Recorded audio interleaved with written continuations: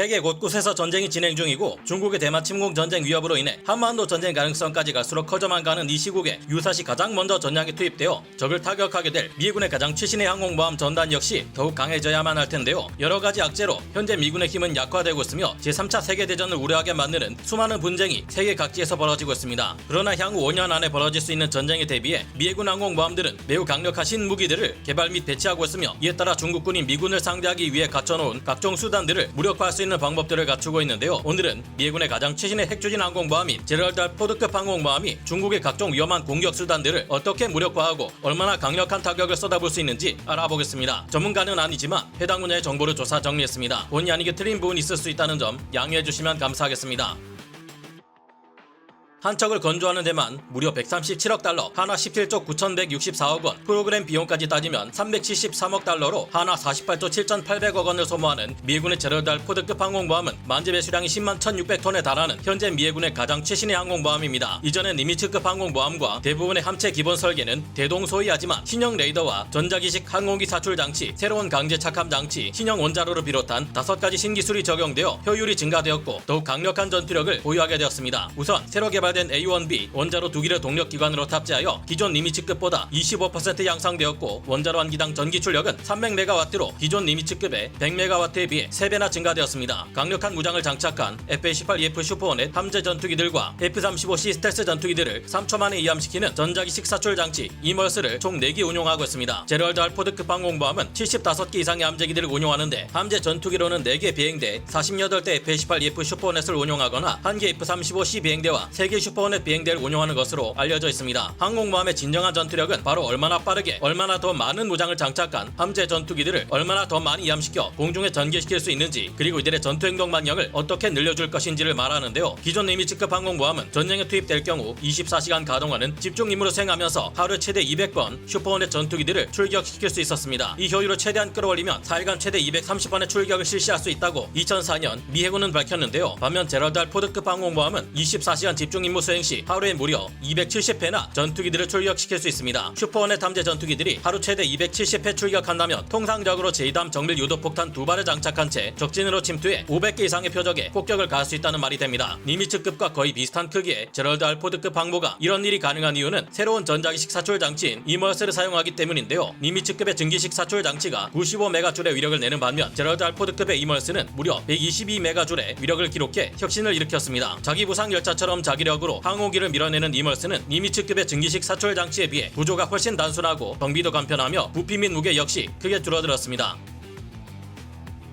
기존의 항공모함들이 함재 전투기로 공습을 가하려면 적의 해안으로부터 1000km 이내 거리로 접근해야 가능했습니다. F-18EF 슈퍼호넷은 전투행동 반경이 832km에 불과하고 F-35C의 경우도 1100km에 그치기 때문인데요. 하지만 이제는 미해군의 항공모함이 중국 해안으로부터 1850km 거리 이내에 접근할 경우 엄청나게 많은 대함미사일 공격을 받을 수 있다는 것이 문제가 됩니다. 중국의 둥펑-21D와 둥펑-26 대함탄도미사일 그리고 둥펑-17 극초음속 미사일 등은 미해군의 항공모함을 크게 위협하는 수단으로 떠올랐기 때문이죠. 게다가 이제는 052형 구축함 등에서 발사하는 사정거리 1500km급 YJ-21E 극초음속 함대함 미사일까지 미 항모의 움직임을 제한할 것으로 우려되고 있으며 이런 구축함을 중국은 현재 엄청난 기세로 뽑아내고 있습니다. 이 때문에 미 항공모함은 대만에서 전쟁이 발발할 경우 1850km 거리 밖에서 타격 작전을 수행해야 할 텐데요. 제럴드 알 포드급 항모에서는 MQ-25 스팅레이 무인 공중 급유기가 전력화되고 있습니다. MQ-25는 행동 반경이 3700km에 육박하며 F-35C의 연료 탱크의 80%에 달하는 2250갤런의 연료를 급유해줄 수 있는 능력을 갖췄습니다. MQ-25가 공중 급유를 실시해 줄 경우 F-35C 스텔스 전투기는 전투 행동 반경이 2200km까지 늘어나게 됩니다. 이론상으로는 이 같은 급유 과정을 계속 반복할 경우 MQ-25가 슈퍼호넷 전투기와 F-35C 전투기의 전투 행동 반경을 계속해서 늘려줄 수 있는데요. 이 때문에 MQ-25를 운용하는 니미츠급 항공모함과 제럴드 알 포드급 항공모함은 이전보다 2배 가까운 거리에서 함재 전투기들을 이함시켜 비교적 훨씬 안전한 거리에서 작전을 수행할 수 있게 되었습니다. 전투 행동 반경이 1100km에 달하는 F-35C 스텔스 전투기들은 지금도 사거리 560km의 LRASM 스텔스 대함 미사일을 발사해 상대편의 구축함들을 먼저 격파할 수 있습니다. 하지만 MQ-25의 도움으로 타격 가능한 거리가 더욱 늘어나게 되며 최강의 스텔스 성능을 이용해 지상에 배치된 상대편의 극초음속 미사일 발사 수단들까지 먼저 격파할 수 있을 것으로 보입니다. MQ-25 스팅레이는 현재 인공지능 탑재 스텔스 대함 미사일인 LRASM을 직접 발사하는 수단으로서 운용되는 것까지 검토하고 있어 무서운 대함 공격 수단이 될 수도 있습니다. 물론 둥펑 26과 같은 대함 탄도 미사일의 사거리는 4000km에 육박하는 만큼 1800km 거리에서 상대에서 함재기들을 날려보내는 제럴드 알 포드급 항공모함을 F-35C보다 먼저 공격할 수 있을 겁니다. 움직이는 항공모함을 격추시키기 위해서는 중국 항공기들의 도움이 있어야 할 것으로 보이는데 이런 수단들을 제럴드 알 포드급 항모의 함재기들이나 알레이버크급 이지스 구축함, 타이콘데로가급 이지스 손양함의 함대공 미사일들이 요격하지 않고 가만히 내버려 두지는 않겠죠. 그리고 유사시 미군이 상대편에게 선제 타격으로 전쟁의 우위를 점할 가능성도 있습니다. 미군의 목표는 상대편이 전쟁을 일으키기 위해 대량으로 미사일을 발사할 낌새를 보이면 LRHW 다크이글 극초음속 미사일 등을 먼저 발사해 사전에 상대편의 극초음속 미사일 발사 시설과 차량들을 제거하려는 목표를 가지고 있는 것으로 알려져 있습니다. 미군은 유사시 B-2, B-21 스텔스 폭격기들을 통해 상대의 함대를 각종 대함 미사일과 퀵싱크, 퀵스트라이크 공중투발 기뢰로 공격할 것이고 태평양의 여러 섬들의 무인 대함 미사일 발사 차량들을 빠르게 전개시켜 상대편 함대를 봉쇄해버리라고 했습니다. 그리고 미 해군의 항모 전단을 향해 달려드는 남아있는 대함 탄도 미사일과 극초음속 미사일 등은 일명 유령 함대로 불리는 무인 수상함 함대로 요격할 계획인데요. 스텔스 설계가 적용된 이 무인 전투함들은 중국의 탐지 자산으로부터 몸을 숨긴 채 둥펑 17과 같은 글라이더형 활공 탄두 탑재 극초음속 미사일들을 상대적으로 요격하기 쉬운 중간 단계에서 사전에 요격해버릴 수 있습니다. 이제는 함대 방공 능력까지 스텔스화되고 있는 셈인데요. 미 해군의 유령 함대가 어디 있는지 모르는 중국군에서는 극초음속 미사일을 발사했다가 언제 어디서 요격당할지 알 수 없게 되어가고 있는 셈입니다.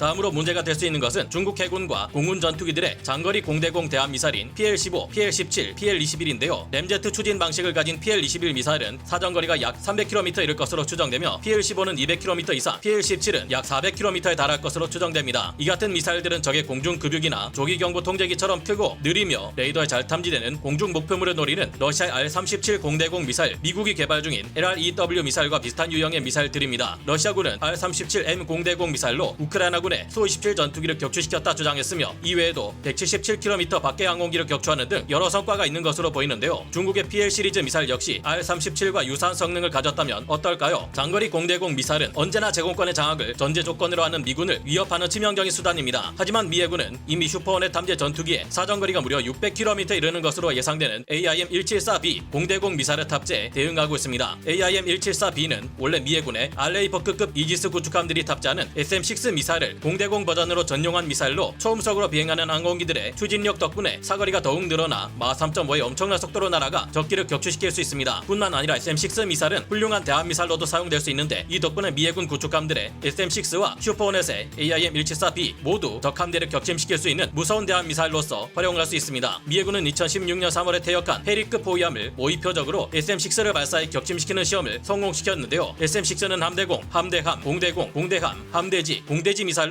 활약할 수 있으면 물론 어느 정도 대탄도탄 미사일 요격용으로도 사용될 수 있는 만능 범용 미사일로 활약하고 있습니다. 이 밖에도 제럴드 알 포드급 항공모함 역시 최강의 전자전기인 EA-18G 그라울러 전자전기 비행대를 보유하고 있다는 것이 중국군에 대해 가지는 결정적인 우위입니다. NGJ 차세대 전자전 포드를 장착한 EA-18G 그라울러가 이미 실전 투입을 위해 전력화되고 있는 상황인데요. NGJ 차세대 전자전 포드는 EA-18G 그라울러 전자전기는 물론 향후 F-35 스텔스 전투기에도 장착되어 활용될 예정이며 미 공군에서는 F-15EX 전투기에 NGJ 전자전 포드를 장착해 새로운 최강의 전자전기를 탄생시킬 계획을 가지고 있기도 합니다. 그런데 여기에 더해 미국은 모든 F-18EF 슈퍼넷의 전자전 시스템을 더욱 개량해 지금의 그라울러에 가까운 수준의 전자전 능력을 보유하게 만들고 기존의 E-18G 그라울러는 아예 스탠드오프 전자전 능력을 가지게끔 만들어 미 해군의 함재 전투기 모두가 전자전기나 다름없는 능력을 가지게 하려는 무서운 계획을 추진 중인데요. 현재 미군 역시 날로 증가되는 전쟁 위협에 대비해 엄청난 군비 증강이 필요한 것으로 예상되며 중국에 대비해 15척 이상의 항공모함이 필요하다는 전망도 나옵니다. 우리 한반도 역시 인도 태평양 지역의 전쟁에서 빠질 수 없는 것이 기정사실인 만큼 미군의 이 같은 전력 강화가 앞으로 잘 진행되고 우리 군은 지금부터 무엇을 해야 할지 잘 생각해봐야겠습니다. 감사합니다. 영상을 재밌게 보셨다면 구독, 좋아요,